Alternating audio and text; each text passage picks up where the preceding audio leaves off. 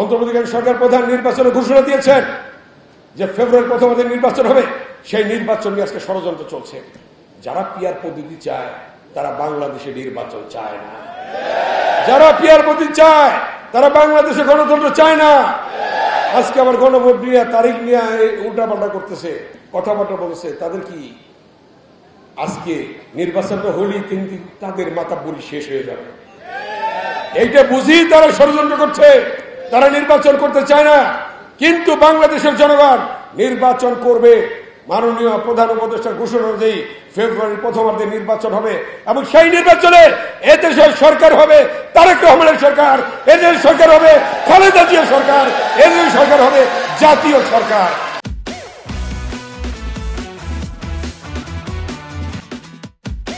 দেশটি বেগম খালেদা জিয়ার সেই নির্দেশনা নিয়ে 10 মিনিটের মধ্যে ডাকসু ভবনে বসলাম। সেদিন ছাত্রলীগের সভাপতি ছিল হাবিবুর রহমান হাবিব, ছাত্র ইউনিয়নের সভাপতি ছিল মোস্তাফিজুর রহমান বাবুল, সেখানে চাকমা ছাত্রলীগের খন্দকার লুৎফর, সেদিন ডিএল ছাত্রলীগের সাইফুদ্দিন মনি আজকে আমাদের মাঝে নেই। আজকে তিনি মৃত্যুবরণ করেছেন, আমরা তার আত্মার মাগফিরাত কামনা করি। আসাদ জাকপা ছাত্রলীগের সেক্রেটারি ছিল। 22টি ছাত্র সংগঠনের নেতারা নাজমুল হক প্রধান সহ 22টি ছাত্র সংগঠন, নুর আহমেদ বকুল এবং 22টি ছাত্র সংগঠন নেতারা বসে 10 মিনিটের মধ্যে দেশটি বেগম খালেদা জিয়ার নির্দেশনা নিয়ে আমরা সর্বদলীয় ছাত্রকে গঠন করলাম এবং সর্বদলীয় ছাত্রকে গঠন করে লাশ আমরা নিয়ে আসলাম ঢাকা বিশ্ববিদ্যালয় অমরজ বাংলার পাদদেশে। সেখানে আমরা শপথ করলাম জিহাদের লাশকে নিয়ে যে স্বৈরাচারী এরশাদের পতন ছাড়া আমরা ছাত্ররা ঘরে ফিরব না। এই শপথে বলিয়ান হয়ে আমরা সেদিন আন্দোলন, সেদিনই ছাত্ররা সর্বোচ্চ ছাত্র 11 তারিখে পরের দিন আমরা হরতাল আহ্বান করলাম। সেই হরতালে জাতীয় নেতৃবৃন্দ সমর্থন দিলেন, বিভিন্ন রাজনৈতিক দল সমর্থন দিলেন। হরতাল হলো, হরতালের মধ্যে শাহবাগের মোড়ে আমাদের উপর টিয়ার সেল গুলি চালানো হলো, আমরা সব লাঠিচার্জ করা হলো। আমরা তখন হসপিটালে ভর্তি হলাম। হসপিটাল থেকে সেখানে জাতীয় নেতৃবৃন্দ গেলেন, আমরা শপথ করলাম সেই হসপিটাল থেকে বেরিয়ে আবার কেন্দ্রীয় শহীদ মিনারে যে আমরা এরশাদের পতন ছাড়া ঘরে ফিরব না। সেই শপথে বলিয়ান হয়ে সারা বাংলাদেশের ছাত্র সমাজ দেশটি বেগম খালেদা জিয়ার আপসীর নেতৃত্বে সেদিন রাজপথে আন্দোলন গড়ে তুলেছিল এবং আমরা সেদিন শপথে বলেছিলাম প্রয়োজনে আমরা ডেড হাউসে যাব, কিন্তু রাজপথ থেকে আমরা সরে দাঁড়াবো না। এই বাক্য আমাদের ছাত্র নেতৃবৃন্দ উচ্চারণ করেছিলেন সেদিন এই কথাটি। তাই সেদিন আন্দোলন সফল হয়েছিল। শহীদ জিহাদের তার যে স্বপ্ন ছিল সেই স্বপ্ন পূরণ হয়েছিল এবং এরশাদের পতনের মধ্য দিয়ে এবং দেশটি বেগম খালেদা জিয়ার আপসী নেতৃত্বের কারণে সেদিন আমরা দেখলাম সারা বাংলাদেশে বিএনপির জোয়ার। বেগম খালেদা জিয়া ক্ষমতায় আসলেন, প্রধানমন্ত্রী হলেন, দেশ পরিচালিত হলো। কিন্তু এর পরবর্তীতে অনেক ষড়যন্ত্র চক্রান্ত ছিল। যখন বিএনপির ভারপ্রাপ্ত চেয়ারম্যান তৎকালীন সিনিয়র যুগ্ম মহাসচিব তিনি নেতৃত্ব দিয়েছিলেন, তার উপর ষড়যন্ত্র চক্রান্ত হলো, 111 হলো, তারেক রহমানকে জেলে নিয়ে যাওয়া হলো। আমরাও সকলে জেলে ছিলাম। সেখানে তারেক রহমানকে সুস্থ অবস্থায় নেওয়া হলো রিমান্ডে। রিমান্ড থেকে আসার সময় দেখি স্ট্রেচারে করে নিয়ে আসছে। তারেক রহমানকে চোখ বেঁধে ঝুলিয়ে উপর থেকে ফেলে দেওয়া হয়েছিল। তারেক রহমানকে হত্যার উদ্দেশ্য ছিল, যেমনি ভাবে হত্যা করেছে নির্যাতন করে আরাফাত রহমান কোকোকে।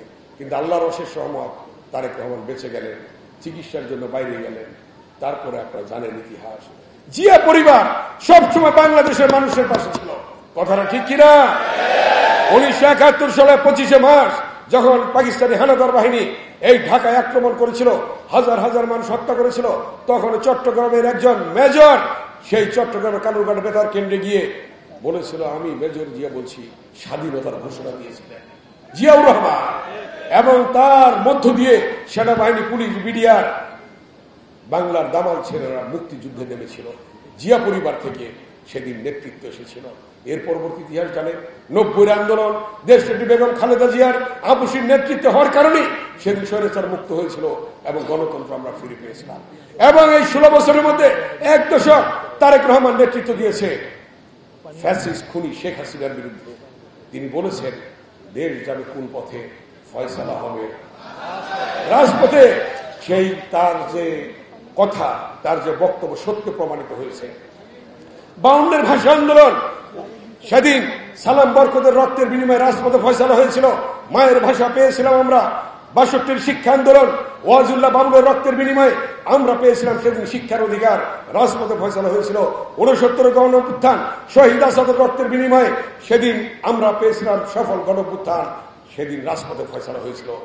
71 মুক্তিযুদ্ধ রণাঙ্গনে লক্ষ লক্ষ শহীদের রক্তের বিনিময়ে সেদিন পেয়েছিলাম আমরা স্বাধীনতা, রাজপথে ফয়সালা হয়েছিল।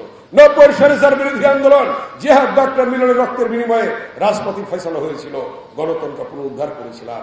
24 গণঅভ্যুত্থান, সেটাও তারেক রহমানের বক্তব্যের যে প্রতিধ্বনি ছিল যে রাজপথে ফয়সালা হবে, রাজপথেই ফয়সালা হয়েছিল।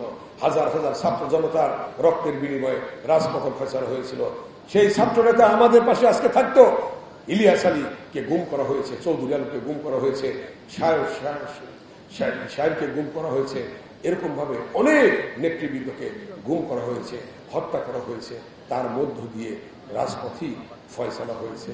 আজকে সেই তারেক রহমানের বক্তব্য সত্যে প্রমাণিত হয়েছে। এবং তারেক রহমান বলেছিলেন যদি বিনা ভোটের এমপিরা সংসদ থেকে না বের হয় তাহলে জনগণ তাদেরকে বের করবে। বের করছে না তাদের?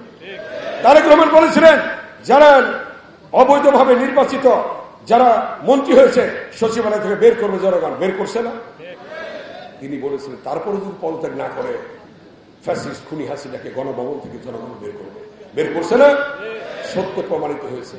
এবং তিনি স্পষ্টভাবে বাংলাদেশকে যদি তিনি ভালোবাসেন এবং তার যে দেশপ্রেম, সর্বশেষ বক্তব্য যেটা বলেছেন সবার আগে বাংলাদেশ, দিল্লি নয়, পিন্ডি নয়, অন্য কোন দেশ, সবার আগে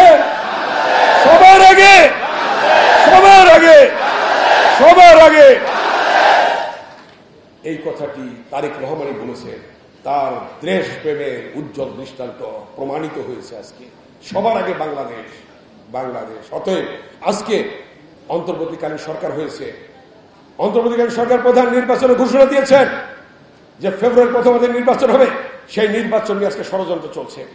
যারা পিয়ার পদ্ধতি চায় তারা বাংলাদেশে নির্বাচন চায় না। যারা পিয়ার পদ্ধতি চায় তারা বাংলাদেশে গণতন্ত্র চায় না। আজকে আবার গণভোট নিয়ে, তারিখ নিয়ে উল্টাপাল্টা করতেছে, কথাবার্তা বলছে। তাদের কি আজকে নির্বাচনটা হলেই কিন্তু তাদের মাথা বুড়ি শেষ হয়ে যাবে। এইটা বুঝি তারা ষড়যন্ত্র করছে।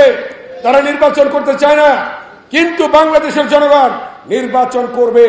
মাননীয় প্রধান উপদেষ্টার ঘোষণা অনুযায়ী ফেব্রুয়ারির প্রথমার্ধে নির্বাচন হবে এবং সেই নির্বাচনে এদেশের সরকার হবে তারেক রহমানের সরকার, এদেশের সরকার হবে খালেদা জিয়ার সরকার, এদেশের সরকার হবে জাতীয় সরকার।